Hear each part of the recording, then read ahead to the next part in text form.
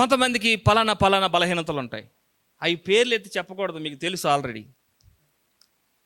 నాలో ఏ బలహీనత లేదనుకుంటే నువ్వు ధన్యుడివే, నీకు శుభాలు కలుగునుగాక. నిజంగా నిజాయితీగా నాలో పలానా బలహీనత ఉందని నువ్వు గుర్తిస్తే, యేసు ప్రభు సాక్షిగా చెప్తున్నాను, దేవుడు దాన్ని విరగొడుతున్నాడు. నేను దేవుని పక్షంగా చెప్తున్నాను, మన ఆశీర్వాదంలోనే ఉంది. నువ్వు వారసుడు అని తెలుసుకుని లెమ్ము, తేజరిల్లు, దేవుని వెలుగు నీ మీద ఉంది.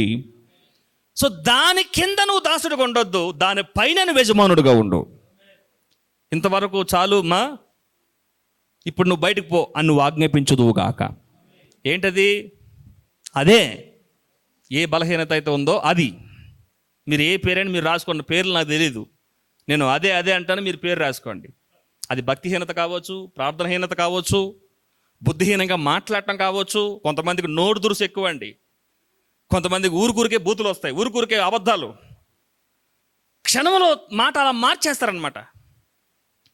అది మీరు బలహీనత కాదనుకుంటున్నారా? అబద్ధమాడు పెదవులు యెహోవాకు హేయములు. పోకిరి మాటలు, సరస్వత్తులు మనం మాట్లాడకూడదని బైబిల్లో ఉంది. ఇట్టిది పరిశుద్ధులకు తగదని ఉంది.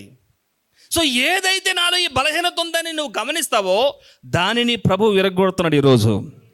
దాని మీద నీకు అధికారం దేవుడు అనుగ్రహిస్తున్నాడు.